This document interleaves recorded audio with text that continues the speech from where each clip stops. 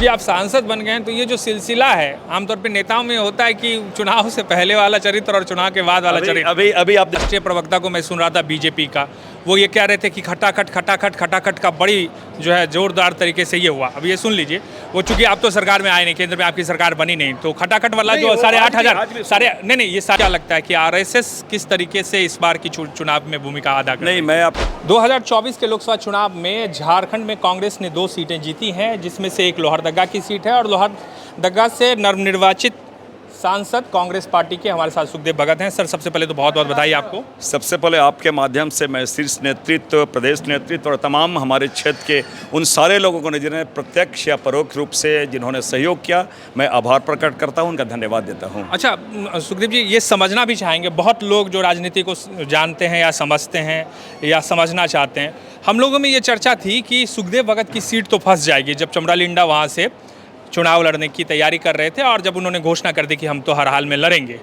अब सुखदेव भगत को ऐसा क्यों? आप अकेले थे जो बोल रहे थे कि हम तो ये सीट निकालेंगे और आराम से निकालेंगे, चमरालिंडा अगर खड़े हो रहे हैं तो उससे नुकसान नहीं नफ़ा ही होगा, ऐसा क्यों लगा? सबसे बड़ी बात है, किसी भी युद्ध में या कहीं भी एक आत्मविश्वास, एक कॉन्फिडेंस बहुत बड़ी चीज़ होती है और हम लोग नेहरू जी को मानते हैं।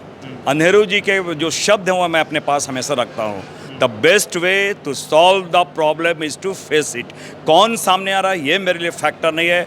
राहुल गांधी जी ने, खड़गे जी ने, गठबंधन ने मुझे प्रत्याशी बना, मेरा दायित्व तो बनता है कि उनकी आशाओं पे मैं खरा उतरूँ। इसलिए मैंने पूरी तन्मयता से अपनी टीम के साथ मैंने काम किया और परिणाम आपके सामने। समीर उरांव से मेरी 2 दिन पहले बातचीत हो रही थी, इंटरव्यू कर रहा था मैं, चूँकि जो पूरा लोहरदगा का वो इलाका है, न सिर्फ झारखंड अलग बनने से पहले की भी अगर बात करें तो आरएसएस का एक तरह से अच्छा खासा प्रभाव उस इलाके में रहा है और आरएसएस के काडर जो है हमेशा वहाँ एक तरह से प्रभावित करते रहे हैं चुनाव को। सुखदेव भगत को क्या लगता है कि इस बार जो मार्जिन रहा है या जिस तरीके से आपने जीत हासिल की है, मोहन भागवत का जिस तरीके से कल परसों एक तरह से उन्होंने बता ही दिया कि क्या कुछ चल रहा था, आपको क्या लगता है कि आरएसएस किस तरीके से इस बार की चुनाव में भूमिका अदा कर? नहीं, मैं आपको बताऊं, Bharatiya Janata party RSS Lohardaga seat को लेकर बहुत ज़्यादा मैं समझता हूं उस पर होमवर्क उन्होंने किया था। मोहन भागवत जी का आरएसएस चीफ लोहरदगा में 3 दिन का प्रवास था। माननीय प्रधानमंत्री, आपने देखा होगा, मोदी जी सबसे पहले लोहरदगा, झारखंड में उन्होंने शुरुआत की, सिसई लोहरदगा कॉन्स्टिट्यूंसी से शुरुआत की। कहने का मतलब है कि लोहरदगा को उन्होंने टॉप प्रायोरिटी में रखा था।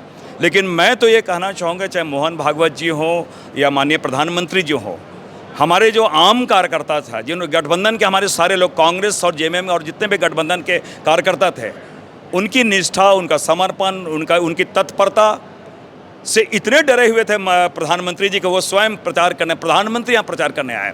उसके बावजूद मैं समझता प्रधानमंत्री जी का प्रचार, क्योंकि ऐसे भी वो अपनी क्रेडिबिलिटी खो चुके हैं, तो हमारे कार्यकर्ताओं की प्रतिबद्धता ही उन पे हावी हुई है। एक चीज़ बताइए, सुखदेव भगत जो हैं वो चुनाव से पहले तक गाँव में दिखते थे, ग्रामीणों के साथ आपके जो खाना खाते हुए ज़मीन पर बैठकर इस तरह के फ़ोटो वायरल होते थे, हम लोग भी देखते थे, तो लगता था कि चलिए क्या मेहनत कर रहे हैं। अब चूँकि आप सांसद बन गए हैं तो ये जो सिलसिला है आमतौर पे नेताओं में होता है कि चुनाव से पहले वाला चरित्र और चुनाव के बाद वाला चरित्र। अभी आप देखेंगे मेरा खाना भी है, मेरा कार्यकर्ता लेकर आया है स्टाफ हमारे। अच्छा। अभी मैं कार्यकर्ताओं के बीच यहीं बैठ के खाना खाऊंगा।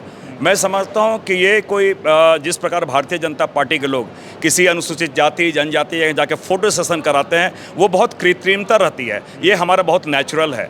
और जिसकी बात आप करें, ये ऐसे भी भारत गाँवों का देश है, जिससे कहा था 80% आज भी हमारे लोग गाँव में रहते हैं। तो मैं समझता हूँ वो तो हमारी मिट्टी की खुशबू है, उसमें कोई कृत्रिमता नहीं है, ये मेरा स्वाभाविक एक्ट है ये। अच्छा, आखिर में ये बताइए, लोहरदगा के लिए क्या करेंगे आप? क्या पार्टी पे आपने रखा है कि अब चूंकि सांसद बन गए हैं, आपकी प्राथमिकता क्या है कि सबसे पहले कौन सा काम करना है, क्या क्या आप? 2 चीज़ें मैं कहना चाहूँगा। बीइंग ए ट्राइबल, जो लगातार मैंने इस चुनाव के दरमियान भी कहा था कि सरना धर्म कोड का मुद्दा है जो हमारे आइडेंटिटी से जुड़ी है, वो संसद में ये बात गूंजेगी। दूसरी बात, हमारे लीडर आदरणीय राहुल गांधी जी ने भारत जोड़ो यात्रा के माध्यम जो उन्होंने गारंटी पत्र, अपना जो घोषणा पत्र उन्होंने दिया था, हर वर्ग से उन्होंने विचार विमर्श करने के बाद जनता की जो प्राथमिकता है, जनता की जो बातें हैं घोषणा पत्र में है, मेरा भी ये प्रयास कर मैं उनके पद चिन्हों पे चल के अपने संसदीय क्षेत्र के तमाम अलग अलग समूहों से अलग अलग लोगों से मिलने के बाद उनकी जो बातें प्रायोरिटी होगी उसे मैं अपने प्रायोरिटी में रखूंगा।